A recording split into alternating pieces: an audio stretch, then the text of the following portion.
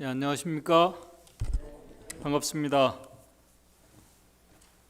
우리 귀한 찬미로 하나님 앞에 영광을 돌려주신 또 배장로님의 귀한 찬양을 감사드립니다. 디모데후서 4장 6절 8절에 있는 말씀을 읽겠습니다. 디모데후서 4장 6절에서 8절입니다. 디모데후서 4장 6절에서 8절입니다. 신약 346쪽입니다. 346쪽 6절부터 8절입니다. 간제와 같이 벌써 내가 부음이 되고 나의 떠날 기약이 가까웠도다. 내가 선한 싸움을 싸우고 나의 달려갈 길을 마치고 믿음을 지켰으니 이제 후로는 나를 위하여 의의 면류관이 예비되었으므로 주 곧 의로우신 재판장이 그날에 내게 주실 것이니 내게만 아니라 주의 나타나심을 사모하는 모든 자에게니라. 2023년 한 해가 시작된 지 얼마 되지 않은 것 같은데 벌써 한 해의 마지막 달 이제 둘째 주가 되었습니다. 이제 세 주가 지나면은 2023년은 지나가고 2024년 새해가 시작이 됩니다. 한 해 동안 교회와 또 성도들의 가정에 많은 일들이 일어났습니다. 감사한 일들, 또 가슴 아픈 일들.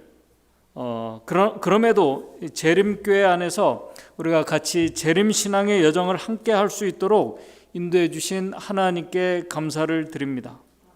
우리는 지난 일주일 동안 연말 기도주일 시간을 통해서 함께 우리가 기도하며 이제 새로운 한 해를 위해서 우리가 결심하는 시간들을 가졌습니다. 우리가 같이 살펴보신 대로 연말 기도주일 총 주제는 그분의 증인이 되리라입니다. 기도주일 낭독문은 제7일 안식일 예수재림교회 대총회장이신 테드 윌슨 목사님께서 낭독문을 기록해 주셨습니다. 테드 윌슨 목사님께서 성경에 나타난 증인들, 아브라함과 요셉과 그 다음에 아람의 군대 장군 나아만 집에 포로로 잡혀갔던 어린 여종과 그 다음에 엘리사의 종 게하시, 여기서 참된 증인과 거짓 증인에 대해서 말씀을 하셨고, 그 다음에 다니엘과 사마리아 여인, 그 다음에 다비다와 바울의 동역자인 아굴라와 브리스길라의 그 증인들의 삶에 대한 기록들을 우리가 살펴보았습니다. 하나님께서 오늘 저와 여러분들이 믿는 예수 그리스도의 산 증인들이 되시기를 원하십니다. 오늘 우리가 그분의 산 증인들이 되기 위해서 먼저 우리는 예수 그리스도를 개인적인 믿음으로 우리가 만나고 그분을 느낄 수 있는 자들이 되어야 할 것입니다. 오늘 시간 연말 기도주일 마지막 시간으로 그리스도와 그리스도인들을 핍박하다가 하나님의 특별한 섭리와 부르심을 잊고 예수 그리스도를 증거하는 일에 평생을 바친 사도 바울, 예수 그리스도를 전하다가 폭군 네로 황제 앞에 서 있는, 바로 그 앞에 서서 마지막 사형 선고를 받게 되고 죽음에 이르게 되는 그 장면의 그 내용이 안식일 마지막 기도주일 낭독문입니다. 이 내용은 사도행적 50장의 사형 선고를 받음이라는 그 내용과 같은 내용입니다. 그래서 이 기도주일 오늘 이 주제는 여러분들이 교회 지나면 보시면 아시겠지만은 목숨을 다하여라는 주제입니다. 오늘 본문의 말씀인 이 디모데후서를 사도 바울이 2차 로마의 감옥에 갇혀서 그가 마지막 신문을 받으면서 바울도 이제 자신의 죽음이 바로 임박했음을 그가 느끼면서 예측하면서 그가 알고 있었습니다. 그래서 그 옥중에서 기록한 사도 바울의 편지서 가운데 제일 마지막에 기록한 그 편지서가 디모데후서입니다. 그래서 아까 우리가 읽은 본문의 말씀 디모데후서 4장 6절을 보시게 되면은 관제와 같이 벌써 내가 부음이 되고, 이 말씀이 뭐냐면은 킹 제임스 버전에는 내가 이미 제물로 드려질 준비가 되어 있다라고 그렇게 말씀합니다. 내가 이제 산 제사로서 내가 이미 제물로 드려질 준비가 되어 있고, 나의 떠날 기약이 가까웠도다. 복음을 위해서, 예수 그리스도를 위해서 그가 이제 제물로 순교의 길에 들어설 준비를 그가 다 마쳤다고 이렇게 말씀합니다. 나의 떠날 기약이 가까웠도다.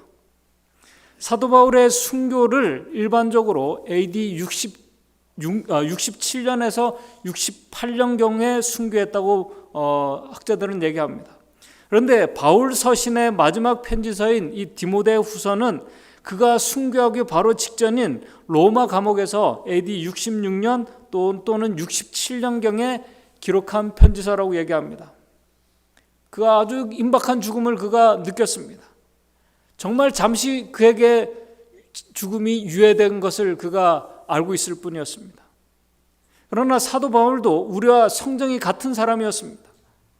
그도 죽음 앞에서 살고 싶은 마음과 또 오늘 우리가 느끼는 육체적인 그 춥고 배고프고 서럽고 아픈 감정과 느낌이 그가 왜 없겠습니까?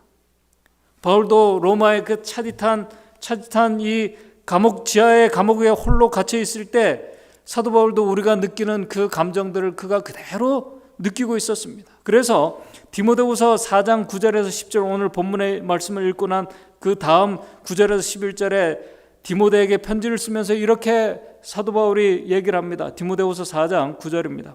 너는 어서 속히 내게로 오라. 10절 데마는 이 세상을 사랑하여 나를 버리고 데살로니가로 갔고 그레스게는 갈라디아로 그 다음에 디도는 달마디아로 갔고 11절을 누가만 나와 함께 있느니라. 네가 올 때에 마가를 데리고 오라. 저가 나의 일에 유익하니라. 누가는 여러분들이 잘 아시는 사도행전을 기록한 누가는 의사였습니다. 사도 바울을 이렇게 치료하고 돌보는데 누가 혼자만 남게 되었습니다.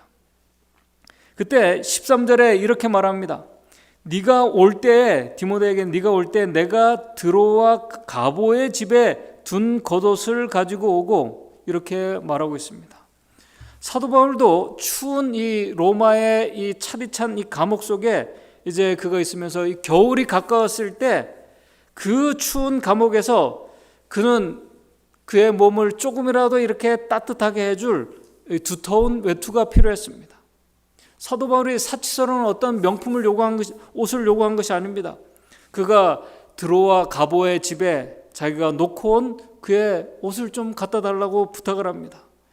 죽음 앞에 선 한 인간의 소박한 모습을 우리에게 보여주고 있습니다. 이제 죽을 때가 다 되었는데도 그렇습니다. 아까 우리 각공자 집사님이 사도 바울의 마지막 이 기도줄 낭독문에 있는 모습을 읽으면서 아주 큰 감동을 받았다고 말씀을 하셨습니다. 오늘 이 시간 저는 복음이신 예수 그리스도를 위해서 그분을 전하다가 정말 굴욕적인 누명을 쓰고 죽음을 맞이하게 되는 예수 그리스도의 산증인 바울의 생애의 마지막 장면들을 특별히 성경과 증언의 말씀 또 낭독문에 있는 말씀을 중심으로 살펴보면서 오늘 우리의 다양한 정말 다양하고 극한 상황들 속에서 바울과 같은 이 그리스도의 증인으로서 목숨을 다하는 순간까지 우리가 그리스도의 참 증인이 되기로 결심하는 그런 시간을 우리가 좀 갖고자 합니다. 오늘 이 기도줄의 낭독문의 이 장면은 사도 바울이 AD 54년 10월 13일부터 AD 68년 6월 9일까지 로마의 제국의 5번째 황제인 네로 앞에서 그의 생명을 두고 벌어지는 마지막 신문을 받는 장면으로 기도줄 낭독문이 시작이 됩니다. 잘 아시는 것처럼 로마 황제 네로는 바울이 순교한 후에 바울이 순교한 지 얼마 지나지 않아서 그도 31살의 나이로 30세 31세의 나이로 그가 도망하다가 이제 그의 군대 장군인 이 갈바라는 장군의 이제 반역으로 인해서 그가 도망을 하다가 자살로 아주 비참한 최후를 맞이하며 죽게 됩니다. 지금 이 사도 바울은 로마의 가장 잔인한 폭군 이 네로 황제가 16살에 황제에 등극을 했습니다. 16살에 등극을 해서 그가 14년간 로마를 통치를 했습니다. 아주 젊은 나이입니다. 근데 여러분들이 아시는 것처럼 로마 황제 네로는 아주 잔인한 폭군으로 역사에 기록되어 있는 그 로마 황제 네로 앞에 지금 신문을 받기 위해서 이 노령의 사도 바울이 지금 서 있습니다. 디모데후서 4장 11절에 그 언급한 것처럼 보게 되면은 누가만 자기와 남아 있고 그의 곁에는 아무도 없습니다. 30대의 젊은 이 폭군 네로 황제 앞에 선 노령의 이 바울의 주변에는 친구도 변호사도 없습니다. 이 특별히 헬라인과 그 당시 헬라인과 로마인들은 재판을 받을 때 이 재판정에서 이 변호인을 선임해서 변호인을 고용할 수 있는 특권을 그들이 허용받았습니다. 그래서 아주 언변 좋고 능력 있는 이 변호인이 재판정에서 아주 열정을 가지고 눈물로 피고를 위해서 호소하고 변호하게 되면은 이 현대에 아주 그 수임료 비싼 이 정관 이 변호사들 그들의 변호를 맡게 될 때 피고인들에게 유리한 판결이 내려지게 되는 것처럼 그 당시에도 이 법정에서 이 변호인들의 이 능력에 따라 이 피고가 아주 이렇게 유리한 판정을 받을 때가 많았습니다. 그런데 지금 이 폭군 젊은 생각해 보시기 바랍니다. 30대에 이 네로 앞에 서 있는 이 바울을 변호하기 위해서 나선 친구들이 아무도 없습니다.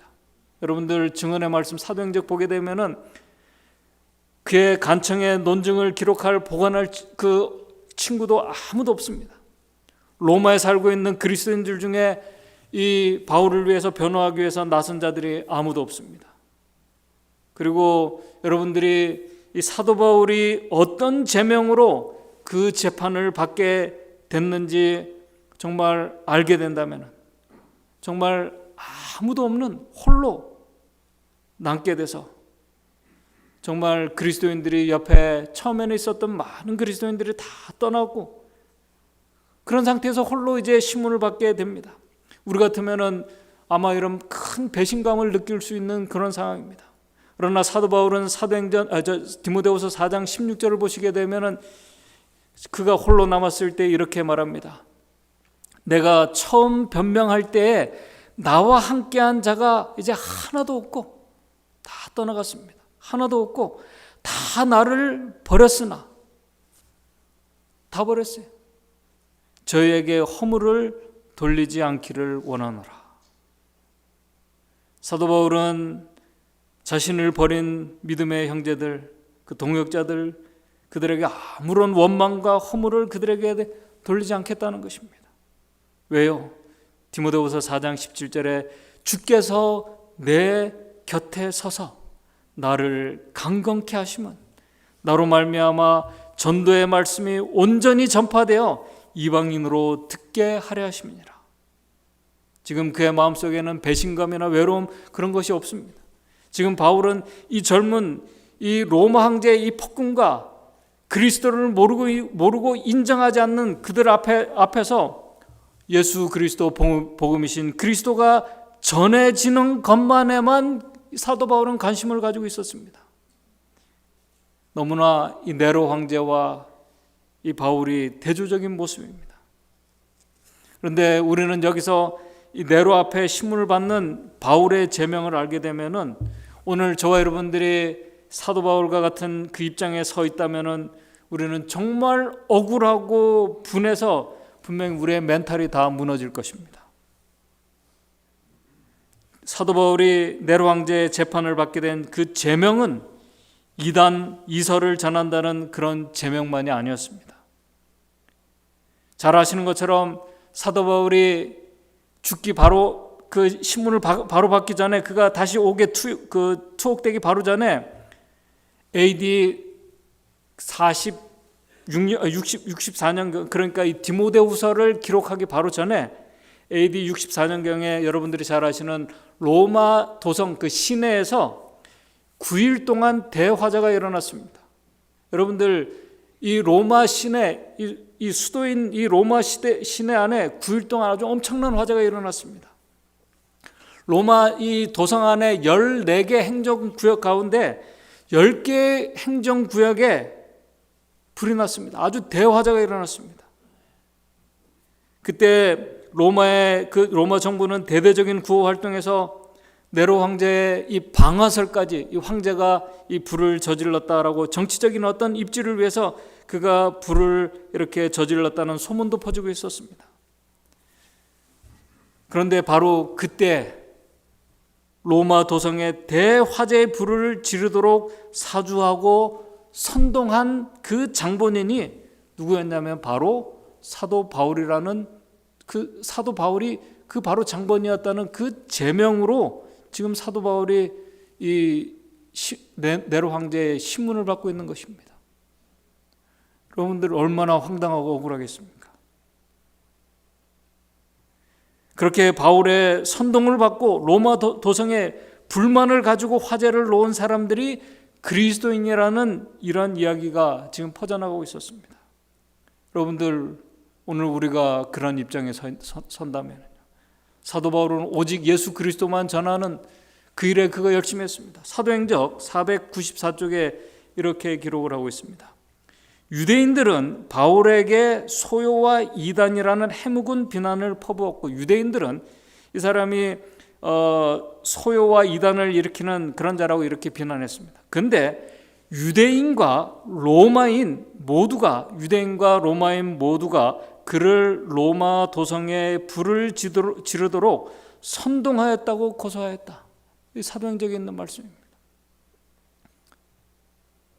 지금 이 대화재를 일으킨 장본인이, 사주하고 한 장본인 누구라는 거예요? 사도 바울이라는 것입니다. 이 예수 그리스도의 복음, 이건 둘째 문제고, 이 큰 엄청난 그 감당할 수 없는 이 화재를 일으킨 그 장본인이 사도 바울이라는 것입니다. 유대인과 로마인은 모두 그를 로마 도성에 불을 지르도록 선동하였다고 고소하였다. 그에게 이런 비난이 역설되는 동안 바울은 계속 칭찬함을 유지하였다. 여러분들 우리가 그 입장에 서 있다면 어떻겠습니까? 백성들과 재판관들은 놀라움으로 그를 바라보았다. 그들은 많은 신문에 참석하여 많은 제수를 보아왔으나 저희 앞에 있는 이 제수처럼 거룩하고 침착한 모습을 가진 그런 자를 본 적이 결코 없었다. 재판관들의 예리한 눈들은 제수들의 얼굴의 표정을 보고 그들의 죄상을 알기에 익숙하였으나 바울의 얼굴에서 범죄의 어떤 증거도 찾지 못하였다. 오직 예수 그리스도, 십자가에 달리신 하나님의 아들 예수 그리스도를 드러내고 높인 그 결과가, 그분의 구원하신 은혜를 열심히 전한 결과가 로마 이 시에 큰 화재를 저지르고 이 선동한 사람이, 그 주범이 바울이라는 아주 억울하고 치명적인, 아주 이 굴욕적인, 치욕적인 그가 제명으로 지금 그 앞에 서 있는 것입니다. 아마 우리가 그러한 황당한 범죄의 오명을 우리가 받게 된다면, 오늘 우리가 그런 범죄로 재판을 받고 그 재판석에 서게 된다면 우리의 마음은 아마 아주 심하게 요동치면서 심리적으로 아주 불안한 가운데 그 억울함을 벗기 위해서 우리가 무엇이든지 하면서 열심히 변론하려고 우리가 노력할 것입니다. 근심하고 두렵고 떨리는 순간입니다. 아마 억울해서 우리가 잠을 잘 수가 없을 것입니다. 그런데 바울의 모습에는 그런 모습이 전혀 찾아볼 수가 없었습니다. 십자가 앞에 두고 있는 이 하나님의 이 종의 모습입니다. 그런데 오늘 이 모습을 우리가 어디서 발견하게 됩니까? 이제 십자가를 져야 될 바로 이 대제사장들과 관원들, 바리새인들에게 끌려가 신문을 받고 계신 예수님의 모습을 우리가 여기서 떠올리게 됩니다. 그리고 우리는 여기서 예수 그리스도를 마음에 모신 자들, 예수 그리스도를 만나고 마음에 모신 자들, 그분의 제자들과 사도들, 그들이 죽음 앞에 직면했을 때 공통적으로 보여주는 그 모습은 바로 자신을 구원해 주시고 선택하여 복음의 사자로 불러주신 예수 그리스도의 모습이 바로 이 죽음의 그 신문 앞에서 그대로 보여주고 있다는 것을 우리가 보게 됩니다. 이것이 바로 그리스도의 참 증인의 모습입니다. 그들에게 나타난 공통적인 마음은 그런 억울한 이 생명의 위기 속에서도 우리 사도 바울이 디모데후서 1장 7절을 보시게 되면 이게 바로 그 억울한 누명을 쓰고 그가 신문을 받고 하는 그 과정에 기록한 그 기록입니다. 1장 7절에 사도 바울이 뭐라고 기록했냐면은 하나님이 우리에게 주신 것은 두려워하는 마음이 아니요. 우리가 얼마나 두렵겠습니까? 근데 사도 바울은 그가 그런 치욕적이고 아주 굴욕적인 그 누명을 썼음에도 불구하고 하나님께서 우리에게 주신 것은 두려워하는 마음이 아니요 오직 능력과 사랑과 근신하는 마음이니. 이게 그냥 나온 말씀이 아닙니다. 예수 그리스도를 마음에 모신 자들이 가지게 되는 마음입니다. 십자가를 드러내고 높이는 것을 그 자신의 삶의 이유로 삼고 있는 바울과 같은 용기 있는 믿음의 증인의 모습이 오늘 저와 여러분들의 모습이 되었으면 좋겠습니다. 이제 신문을 받던 바울에게 자신을 변호할 수 있는 아주 특별한 짧은 시간이 주어졌습니다. 황제 네로와 이 재판관들과 그 재판에 참석한 수많은 사람들이 바울을 지켜봅니다. 얼마나 이 자신의 그 억울한 제명을 변명할 수 있는 정말 절호의 아주 정말 좋은 기회가 아닙니까? 사도 바울은 여러분들이 아시는 것처럼 그가 공부를 많이 한 사람입니다. 아주 논리적이고 똑똑한 바울입니다. 논리적이고 똑똑한 이 바울에게 마지막 자신을 변론할 수 있는 좋은 기회가 주어졌습니다. 그런데 사도행적 494쪽, 495쪽을 보게 되면은 이렇게 기록을 하고 있습니다. 그에게 주어진 마지막 기회에 대해서 다시 한번 바울은 의회하는 군중 앞에서 십자가의 깃발을 높일 수 있는 기회를 가지게 되었다. 참, 이 멘탈이 보통 멘탈이 아니라 마음이 너무나 놀랍지 않습니까? 자신이 지금 이 로마 신의 화제를 일으켰다는 그 어떤 제명에 대해서는 사도 바울이 관심이 없어요. 지금 보게 되면은 다시 한번 자기를 죽이려는 자들 앞에 십자가의 깃발을 높일 수 있는 기회를 가지게 되었다. 바울이 그의 앞에 모인 무리들, 곧 유대인들과 헬라인들과 로마인들과 여러 나라에서 온 사람들을 바라볼 때 그의 영혼은 그들의 구원에 대한 열렬한 소망으로 분기된다. 그는 그 경우와 그를 둘러싼 위험들과 매우 가까운 것처럼 보이는 무서운 운명을 보지 않는다. 이제 바로 자기가 죽게 되는 것 알고 있어요. 근데 그게 보이지 않는다는 것입니다. 그 죽음 앞에서 그는 죄인들을 위하여 하나님 앞에 탄원하시는 중보자 예수님만을 바라본다. 인간의 웅변과 능력 이상으로 바울은 복음의 기별을 바로 그것에서 제시한다. 그는 청중들에게 타락한 인류를 위하여 마련된 희생제물을 가리킨다. 정말 놀랍지 않습니까? 바울은 자신이 직면한 이 죽음에 대해서 전혀 두렵거나 불안한 마음이 없었습니다. 그에게 있는 유일한 관심은 그의 억울한 제명에 대한 변명의 기회마저도 십자가에 달리신 하나님의 아들을 증거하는 것이었습니다. 그렇게 영혼들을 위해서 십자가에 달리신 하나님의 아들 예수 그리스도의 그에게 그들의 영혼의 시선을 돌리게 했습니다. 그의 관심은 하나님 앞과 산자와 죽은 자를 심판하실, 여기 보게 되면은 산자와 죽은 자를 심판하실 그리스도 예수 앞에서 그의 나타나실 것과 그의 나라를 두고 엄히 명하노니. 우리 디모데후서 4장 1절 2절에 이 말씀이 기록되어 있습니다. 여러분들 한번 보시기 바랍니다. 지금 바로 그 장면이에요.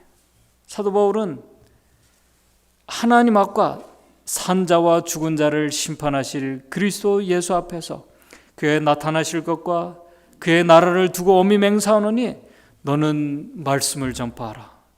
이 사도 바울이 이 말씀을 한 게 때를 얻든지 못 얻든지 항상 힘쓰라. 이 말씀이 그냥 나온 말씀이 아니에요. 바로 이 장면에서 나온 말씀입니다. 너는 말씀을 전파하라. 때를 얻든지 못 얻든지 항상 힘쓰라. 사도 바울이 그랬습니다. 그의 유일한 관심은 십자가에 달리신 예수 그리스도를 전하고 높이는 일이었습니다. 중간의 말씀을 보게 되면 네로와 재판관들은 바울에게서 그 어떤 죄도 찾지 못했습니다. 그에게 죄인의 모습을 찾지 못했습니다. 오히려 그를 통해서 나온 복음의 말씀으로 그들의 마음이 움직이기 시작했습니다. 바울의 얼굴을 바라본 많은 사람들은 사도행전에 보게 되면 그의 얼굴은 천사의 얼굴 같았음을 보았다라고 기록하고 있습니다. 바로 그곳에서 그들의 잿되고 완고한 영혼 속에 생명의 빛이 들어가고 있었습니다. 사도행전 496쪽입니다. 하늘의 빛이 죄로 더럽혀진 그의 심령을 꿰뚫었으며 그는 세계의 지도자인 여기 그의 심령이라는 건 네로 황제를 말합니다. 그의 심령을 꿰뚫었으며 그는 세계의 지도자인 그가 마침내 고소를 당하여 자신도 네로 황제도 고소를 당하여 그의 행위가 공의로운 보응을 받게 될 심판을 생각하고 두려워 떨었다. 그 자신이 하늘 법정에 서게 되는 장면을 네로 황제가 이제 생각을 보게 된 것입니다. 한동안 범죄하고 마음이 완고한 네로에게 하늘이 열렸다. 하늘의 평화의 순결이 바람직하게 보였다. 그 순간 은혜의 초청은 네로에게까지도 확대되었다. 그러나 용서를 바라던 생각은 일순간에 불과했다. 그는 바울을 다시 그의 토굴로 데려가라는 명령을 내렸으며 하나님의 사자에게 토굴의 문이 닫혀질 때 로마 황제에 대한 회개의 문도 영원히 닫혀졌다. 하늘에서 온 빛이 다시는 그를 둘러싼 흑암을 꿰뚫지 못하였다라고 이렇게 기록을 하고 있습니다. 이제 감옥에 돌아갔던 사도 바울을 다시 불러서 이제 마지막 신문을 하기 위해서 그를 불렀습니다.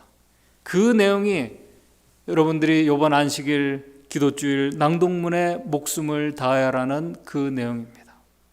마지막 최후의 신문을 받고 있는 동안 우리 보시게 되면 다시 네로는 사도의 힘 있는 말에 큰 감동을 받습니다. 그럼에도 그는 이제 네로 황제는 더 이상 재판을 연기하지도 않고 바울을 정죄하지도 않습니다. 그러나 얼마 뒤에 황제는 바울에 대한 악한 마음을 품게 됩니다. 네로 황제가. 그 이유는 이 젊은 30대 나이 이 네로 황제가 그리스도교의 신앙이, 이 기독교 신앙이 자신의 황제의 가족들에게 퍼졌는데도 이 네로 황제가 그것을 막지 못한 자신의 무능에 화가 나서 네로는 그럴듯한 구실을 발견한 대로 사도를 죽이기로 결심합니다. 네로 황제가 이 사도 바울의 이 사형 선고를 내린 그 이유는 뭐냐면은 이 복음이 황제의 가족들에게 전해졌어요. 퍼졌습니다. 그런데 그것을 막지 못한 자신의 무능에 화가 난 것입니다. 네로 황제가. 그래서 사도 바울을 어떤 구실을 잡아서 그가 죽이려고 결심을 합니다. 30대 복음의 빛을 거절한 교만한 폭군 네로 황제의 모습입니다. 이후 얼마 되지 않아 네로는 바로에게 유죄 선고를 해서 순교자의 죽음을 맞이하게 합니다. 여러분들 아시는 것처럼 로마 시민은 고문형에 처할 수 없으므로 바울은 참수형의 선고를 받습니다. 바울은 은밀하게 형장으로 옮겨지게 됩니다. 그의 사형 집행을 지켜보도록 허용된 간중들은 없습니다. 왜냐하면 그 모습 속에서 또 복음을 받아들일 수 있는 사람들이 일어나기 때문에 그것을 그리스도인들의 그 박해자들이 그 사형 장면을 보면서 이 회심하는 일이 일어나지 않을까 두려워하는 마음으로 그것을 이 네로가 거절했습니다. 그러나 바울을 수행하던 무장한 병사들까지도 이제 그의 말에 귀를 기울이며 들었고 죽음을 앞에 두고 밝고 쾌활한 그의 모습을 보면서 놀라움으로 그를 바라보았다고 증언의 말씀은 기록을 하고 있습니다.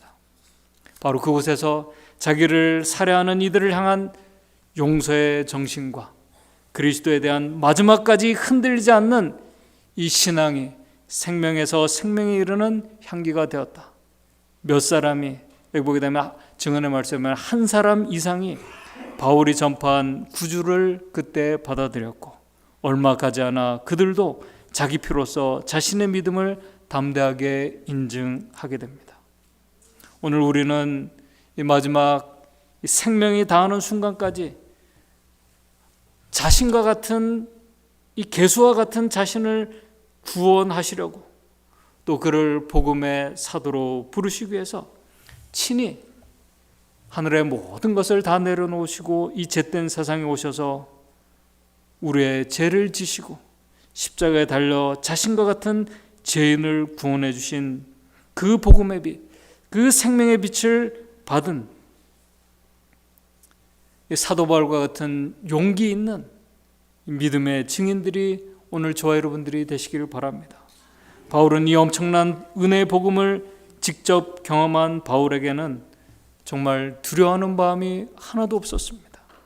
죽음의 최후의 순간까지 바울은 어두운 데서 빛이 비치라 하시던 그 하나님께서 그리스도의 얼굴에 있는 하나님의 영광을 아는 빛을 우리 마음에 비추셨느니라.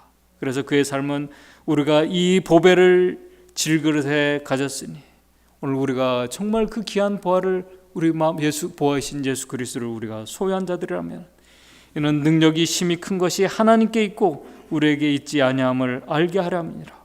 우리가 사방으로 우겨쌈을 당하여도 쌓이지 아니하며 답답한 일을 당하여도 낙심하지 아니하며 핍박을 받아도 버림받지 아니하며 거꾸로 뜨림을 당하여도 망하지 아니하고 우리가 항상 예수 죽인 것을 몸에 짊어짐은 예수의 생명도 우리 몸에 나타나게 하려 함이니라.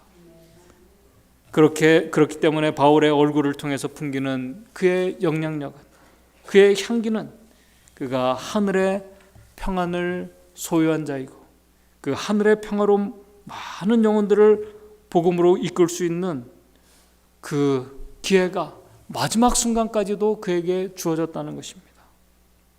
오늘 이 사도 바울과 같은 증인의 모습이 오늘 저와 여러분들의 모습이 되길 바랍니다. 낭독문에 이렇게 말합니다. 바울과 만나 교제한 자들은 그리스도와 연합한 그에게서 그리스도를 느낄 수 있었다. 그는 자신이 전한 진리가 그의 삶에서 그대로 드러나고 있었기 때문에 그의 설교는 설득력 있고 힘이 있었다. 사도행전 511쪽에 이렇게 말합니다. 여기에 진리의 능력이 있다. 거룩한 생애의 꿈이 없는 무의식적인 그 감화는 그리스도의 호감을 갖게 할 수 있는 설득력 있는 설교이다. 반박할 수 없을 때라도 논쟁은 반대를 불러일으킬 수 있으나 우리가 논쟁에서 우리가 어떤 논쟁이 이기게 됩니다. 그때 반박할 수 없을 때에도 논쟁은 그러나 반대를 불러일으킬 수 있으나 경건한 모범은 전혀 물리치기가 불가능한 능력을 가지고 있다. 그가 그런 밝은 이 복음의 빛으로, 이 복음의 증인으로 사도 바울이 그런 하나님의 이 빛의 증인이었습니다. 오늘 우리가 사도 바울과 같이 그런 빛의 증인이 우리의 삶을 통해서 우리가 될 수 있다면, 또 사도 바울은 그런 가운데 잘 아시는 것처럼 디모데후서 1장 12절에 그가 믿고 의지하는 나의 의뢰한 자를 내가 알고 나의 의탁한 것을 그가 그날까지 저가 능히 지키실 줄을 그가 확신했기 때문에 그의 마음에는 두려움이 전혀 없었다는 것입니다. 그래서 그의 죽음의 순간마저 그는 복음을 전하는 일에, 그가 예수 그리스도의 십자가를 높이는 일에 그가 모든 마지막 목숨이 다하는 그 순간까지 그가 했습니다. 머지않아 시련의 고통의 밤은 끝나고 그 후에 평화와 완전한 낯의 즐거운 아침이 동틀 것이다. 사도는 불확실성이나 두려움으로서가 아니요 즐거운 희망과 사모하는 기대감으로 위대한 내세를 바라보고 있었다. 그는 순교의 장소에 사형집행의 칼이나 잠시 뒤에 자신의 피가 떨어질 땅을 보지 아니하고 그 여름날에 조용하고 푸른 하늘을 통하여 영원하신 하나님의 보좌를 바라보았다. 노령의 바울이 하나님의 말씀과 예수 그리스도의 증거에 대한 증인으로 자신의 피를 쏟은 지 거의 20세기가 지났다. 아무도 후세대를 위한 이 거룩한 사람의 마지막 장면을 성실하게 기록하고 있지 않지만 우리를 위해 영감의 말씀은 죽음을 앞에 둔 그의 증언을 간직해 두었다. 그때 이후로 그의 음성은 큰 나팔 소리처럼 각 시대에 울려 퍼지며 수많은 그리스도인 증인에게 용기를 불어넣고 승리로 기뻐하는 그의 메아리는 슬픔에 찬 수천 명의 마음을 일깨워 주었습니다. 디모데후서 4장 6절에서 오늘 8절의 본문의 말씀입니다. 간제와 같이 벌써 내가 부음이 되고 나의 떠날 기약이 가까웠도다. 내가 선한 싸움을 싸우고 나의 달려갈 길을 마치고 믿음을 지켰으니 이제후로는 나를 위하여 의의 면류관이 예비되었으므로 주 곧 의로우신 재판장이 그날에 내게 주실 것이니 내게만 아니라 주의 나타나심을 사모하는 모든 자에게니라. 오늘 저와 여러분들이 사도 바울과 같은 이런 믿음의 산 증인이 되시기를 바랍니다. 그러기 위해서는 사도 바울은 그가 죽음의 순간까지 그리스도를 높이고 십자가를 높인 건 그가 정말 어떤 사명감으로 한 것보다는 정말 예수 그리스도의 사랑이, 하나님의 사랑이, 십자가에 나타난 그 하나님 예수 그리스도의 그 은혜가 얼마나 크고 그를 핍박했던 자신과 같은 자를 구원해 주시려고 했던 그 하나님의 그 아들의 그 십자가의 희생과 그 은혜가 얼마나 큰지를 그가 경험하고 느낄 수 있었기 때문에, 그리고 너무나 좋았기 때문에 이 사도 바울은 죽는 그 순간까지 목숨을 다해서 정말 하나님을 사랑하고 그를 죽이려 하는 자들까지 용서하면서 그들에게 십자가에 나타나신 예수 그리스도를 드러내는 참 증인이 될 수 있었던 것입니다. 그런 믿음의 참 증인들이 오늘 저와 여러분들이 되시기를 바라면서 말씀을 마치도록 하겠습니다. 하늘에 계신 하나님 아버지, 날 위하여 그 귀한 보배 피를 흘려주신 우리 주님을 저희들 진심으로 따라가고 주님께서 가신 그 길을 저희들 가기를 원합니다. 하나님의 그 큰 사랑과 은혜가 얼마나 큰지, 십자가의 은혜가 얼마나 큰지를 우리가 깨닫고 느낄 때 이 일이 가능함을 저희들 압니다. 우리 주님을 우리가 묵상하며 생각하며